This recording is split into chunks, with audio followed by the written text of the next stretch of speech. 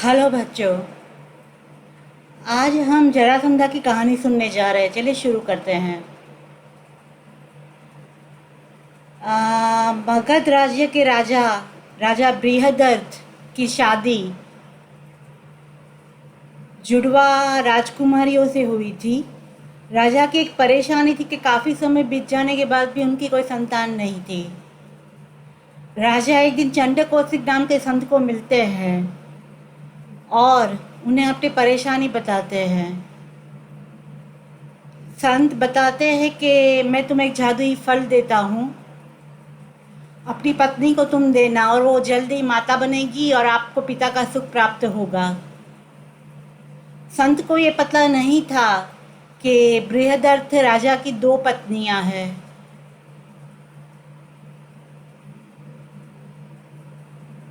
राजा ने सोचा कि अगर मैं एक पत्नी को एक फल देता और दूसरी पत्नी को नहीं देता हो तो ये एक के साथ नाइंसाफ होगा। तो उन्होंने फल को बीच में से काटा और आधा आधा हिस्सा दोनों पत्नियों को दिया। At the end of the 9 months, the wives gave birth to two incomplete half dead babies. वो कुछ ऐसे था जैसे एक बच्चे को बीच में से काट कर अलग कर दिया गया हो। राजा ने अपने सेवक को बच्चों को जंगल में छुड़ाने के लिए कहा। जंगल में बच्चे जरा नाम की राक्षसी को मिलते हैं और वो उसे एक पजल के जैसे बीच में से जोड़ती है और बच्चे में जान आ जाती है और वो राजा के पास लेकर आती है। राजा could not thank enough. I will name him Jarasandha, or the one who joined by Jara in your honor. ये थी जरासंधा के जन्म के साथ जुड़ी हुई कहानी, जिसको आगे जाते हुए कृष्ण रणनीति बनाते हैं।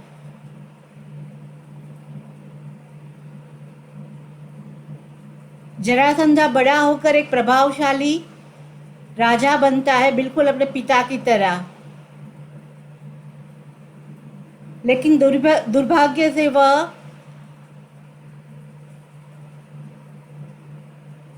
क्रूर था। उसकी महत्वाकांक्षा और दया विहीन स्वभाव की वजह से उसने उसके पिता के राज्य का बहुत विस्तार किया, लेकिन परिणाम स्वरूप अपने जैसे ही ताकतवर लेकिन बेईमान और क्रूर राजाओं का तंत्र बनाया।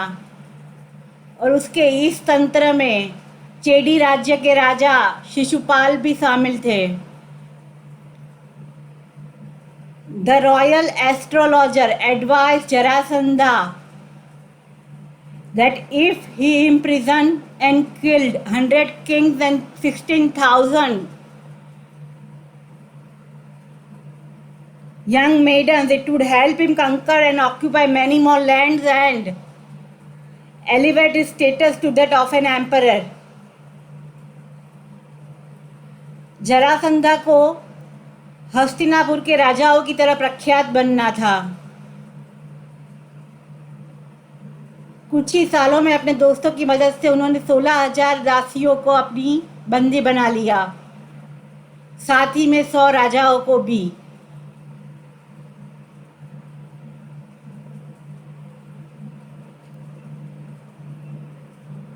ये थी जरासंधा की क्रूरता की कहानी।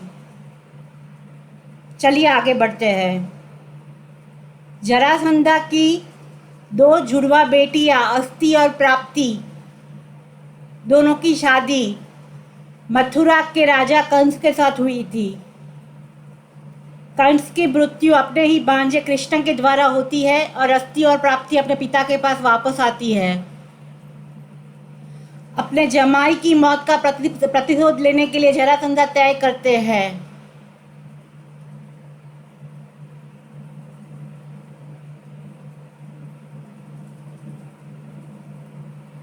और कृष्णा उनके कट्टर दुश्मन बन जाते हैं।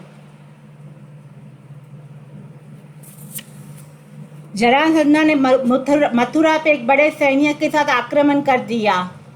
कृष्णा ने अपने दुश्मन की ताकत का अंदाजा लगाते हुए मथुरा की प्रजा को कहा कि आप लोग यहाँ से भाग जाइए, हम किसी दूसरी जगह पे अपना नया राज्य बनाएंगे। भाग जाना यह तो कायरता की निशानी है, भगवंत।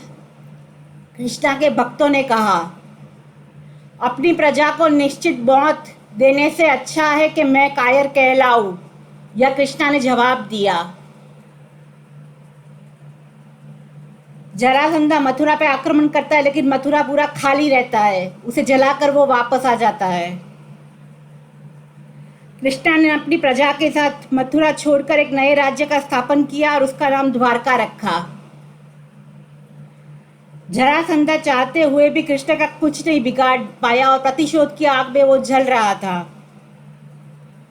उसने अपने दो शिशुपाल का संपर्क किया और उसे विदर्भ की राजकुमारी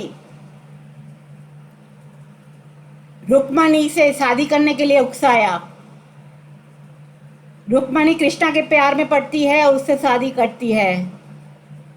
both Shishupal and Jarasandha now hated Krishna with renewed vigor. कुछ समय के बाद कृष्णा ने जरासंधा को खत्म करने की योजना रादर देन रणनीति बनाई।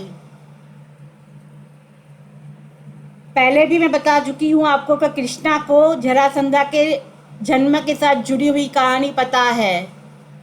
उसे पता था कि सैन्य के द्वारा जरासंधा को हराना मुश्किल होगा, इसलिए कृष्णा ने कुश्ती की लड़ाई भीम के साथ जरासंधा की करने की योजना बनाई। जरासंधा शिव का बड़ा ही भक्त था।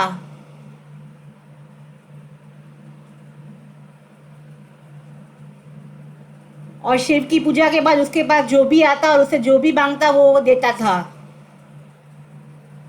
कृष्णा, अर्जुन और भीम मगध की राजधानी जरासंधा की राजधानी राजगृह जाते हैं।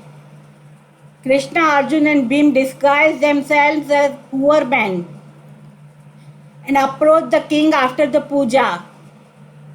I am not here to ask you for money or your kingdom. I want to have wrestling match with you, said Bhima. Jarasandha ने ये मांग का स्वीकार किया, लेकिन वह एक बुद्धिमान व्यक्ति था और उसे पता चल गया था कि उसके पास आए हुए लोग कोई सामान्य व्यक्ति नहीं थे। वह भीम को पसंद करता है अपने साथ कुश्ती की लड़ाई करने के लिए। सूर्योदय से सूर्यास्त लेकर 14 दिन तक यह लड़ाई चलती है, लेकिन ताकतवर थे दोनों ही समान तरह से, तो किसी की भी जीत नहीं होती है।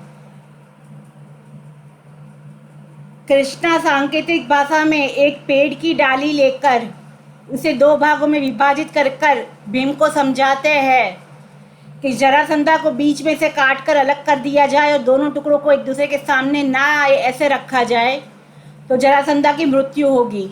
भीम ने कृष्णा की एडवाइस मानी और जरासंधा को मृत्यु दी। एक क्रूर राजा का अंत हुआ।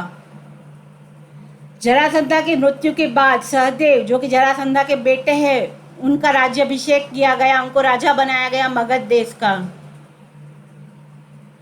16,000 दासियों को छोड़ा जाता है, 100 राजाओं को छोड़ा जाता है।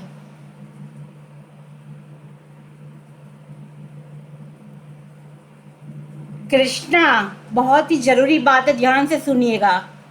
Krishna wanted to prove to the world that he was not fighting for the kingdom of Jarasandha, but for the evil that he represented.